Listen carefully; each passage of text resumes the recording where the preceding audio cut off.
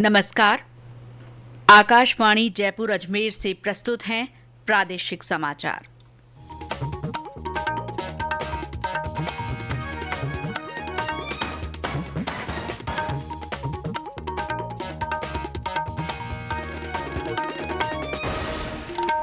मुख्य समाचार।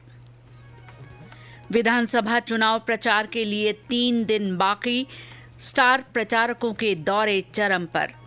100% मतदान के लिए आयोजित सतरंगी सप्ताह में आज युवा वर्ग के लिए जागरूकता कार्यक्रम। आसियान महासचिव डॉक्टर काओ किन हॉर्न ने भारत के साथ संबंधों में विभिन्न क्षेत्रों में अपार संभावना को रेखांकित किया। और 54वां अंतर्राष्ट्रीय भारतीय फिल्म महोत्सव कल से गोवा में 270 फिल्मों का प्रदर्शन होगा।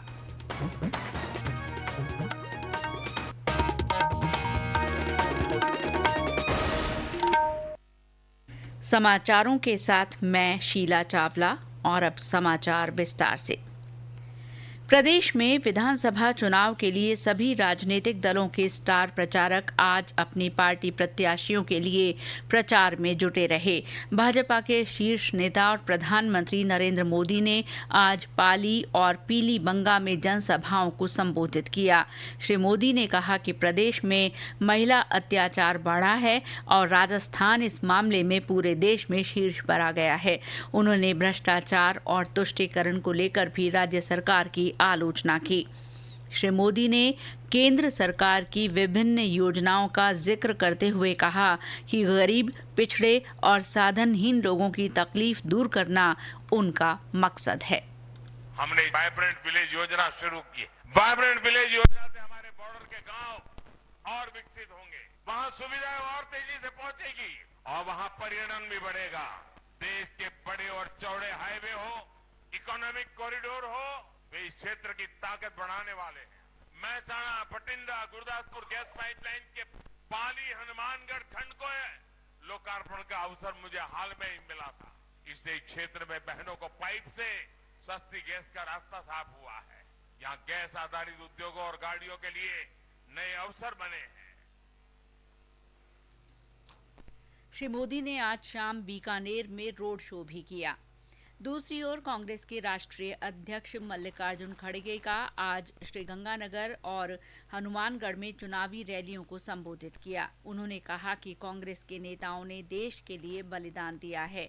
उन्होंने राज्य की कांग्रेस सरकार की उपलब्धियों को गिनाया और कहा कि सरकार ने जो वायदा किया उसे निभाया। परिवार की महिला मुख्य को हर साल 10,000 रुपए, 2 रुपए प्रति किलो गोबर खरीदी करेंगे। फ्री लैपटॉप सरकारी कॉलेज के पहले साल के छात्रों के लिए फ्री देंगे। आपदा राहत बीमा गारंटी 15 लाख तक फ्री बीमा होगी। हर छात्र के लिए अंग्रेजी शिक्षा की गारंटी होगी। राजस्थान के सभी परिवारों के लिए 500 में गैस सिलेंडर की गारंटी। कांग्रेस नेता प्रियंका गांधी ने भी केकड़ी और जहाजपुर में पार्टी प्रत्याशियों के लिए प्रचार किया। अजमेर के केकड़ी में श्रीमती गांधी ने कहा कि चुनाव का समय सरकार के काम का आकलन करने का समय है। भाजपा के राष्ट्रीय अध्यक्ष जेपी नड्डा प्रदेश के 3 दिन के दौरे पर हैं। उन्होंने आज विभिन्न स्थानों पर आम सभाओं को संबोधित किया। श्री नड्डा ने उदयपुर में रोड शो किया।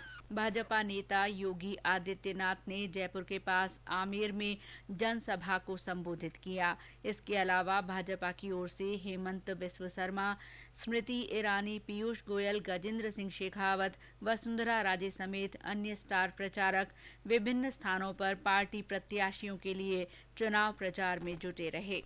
दूसरी ओर कांग्रेस के वरिष्ठ नेता अशोक गहलोत ने आज टोंक, पाली और जोधपुर में विभिन्न स्थानों पर पार्टी प्रत्याशियों के लिए आम सभाएं की। श्री गहलोत ने भरतपुर में कांग्रेस समर्थित आरएलडी प्रत्याशी डॉक्टर सुभाष गर्ग के समर्थन में चुनाव सभा को संबोधित किया। उन्होंने कहा कि राज्य सरकार ने किसानों के लिए अलग से बजट पारित किया, जो किसी सरकार ने नहीं किया। इसके अलावा सचिन पायलट, सुखजिंदर सिंह रंधावा और कन्हैया कुमार समेत कांग्रेस के अन्य नेता विभिन्न स्थानों पर पार्टी प्रत्याशियों के लिए जनसभाओं में शामिल हुए। राष्ट्रीय लोकतांत्रिक पार्टी प्रमुख हनुमान बेनीवाल तथा आजाद समाज पार्टी के राष्ट्रीय अध्यक्ष चंद्रशेखर आजाद भी आज मैराथन प्रचार में लगे रहे। चर्चित सीट श्रृंखला में आज जानते हैं नागौर जिले की खींवसर सीट का ब्यौरा। नागौर जिले की खींवसर विधानसभा सीट पर इस बार बहुकोणीय मुकाबला है। इस हॉट सीट से आरएलपी सुप्रीमो हनुमान बेनीवाल चौथी बार चुनाव लड़ रहे हैं। वहीं कांग्रेस के तेजपाल मिर्धा और भाजपा प्रत्याशी रेवंत राम डांगा पहली बार विधायक के लिए चुनावी रण में हैं। यहां निर्दलीय प्रत्याशी के रूप में दुर्ग सिंह चौहान भी मुकाबले को दिलचस्प बना रहे हैं। नागौर जिले के खींवसर में इस बार चुनावी मुकाबला काफी रोचक हो गया है।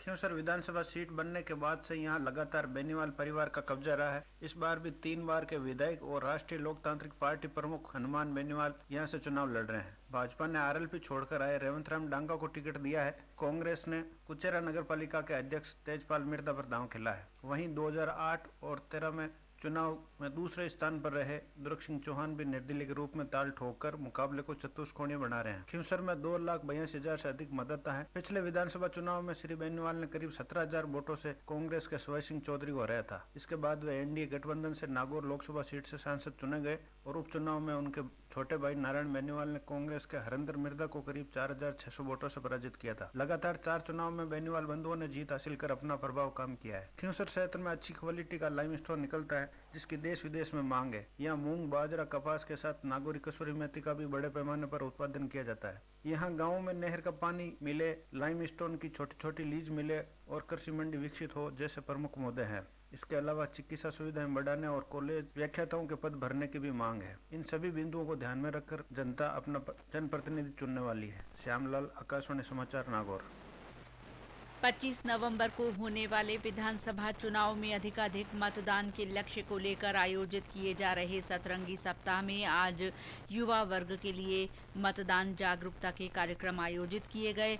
सवाई माधोपुर में नेहरू युवा केंद्र की ओर से विभिन्न ब्लॉकों में पीले रंग की थीम और मताधिकार का प्रयोग करेंगे, वोट करेंगे नारे स्लोगन के साथ युवाओं ने रैली निकाली और लोगों को मतदान का संदेश दिया।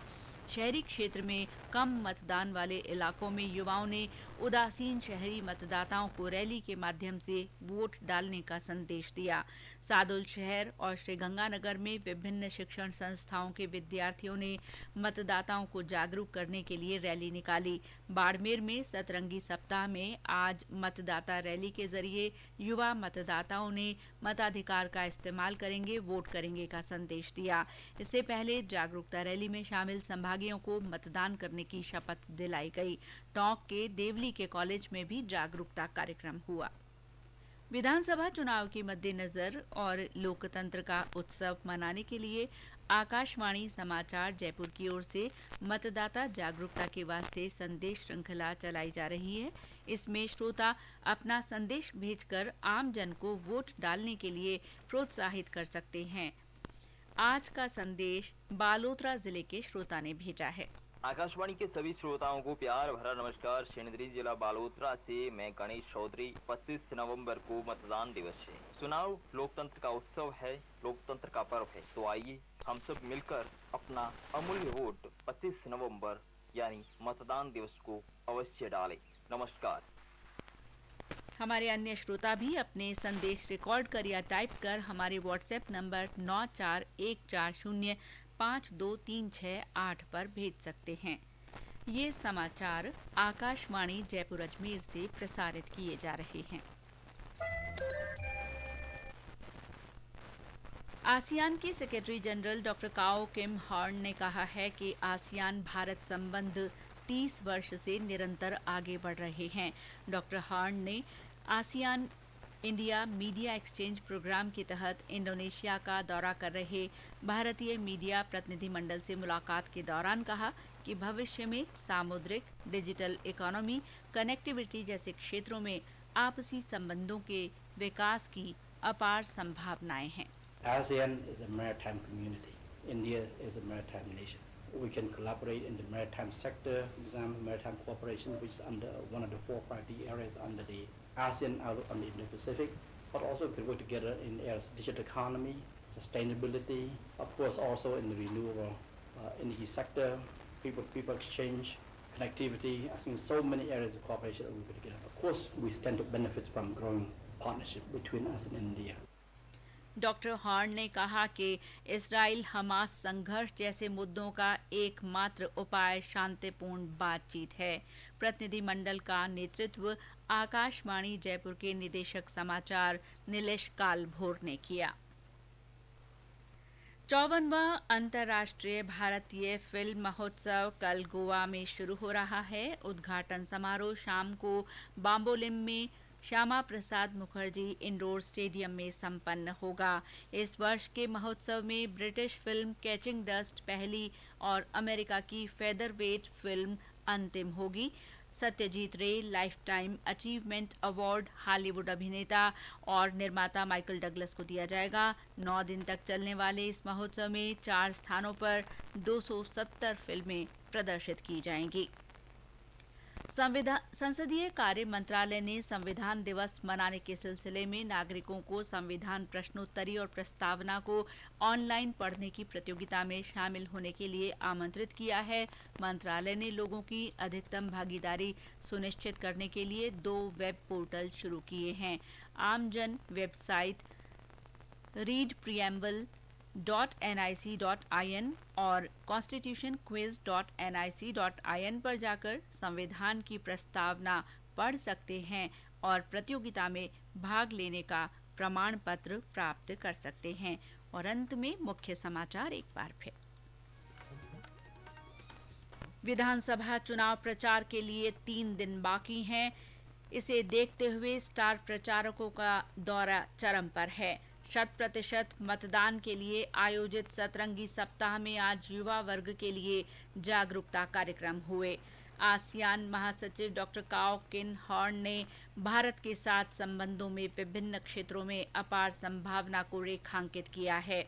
और 54वां अंतर्राष्ट्रीय भारतीय फिल्म महोत्सव कल से गोवा में शुरू हो रहा है। इसमें 270 फिल्में प्रदर्शित की जाएंगी।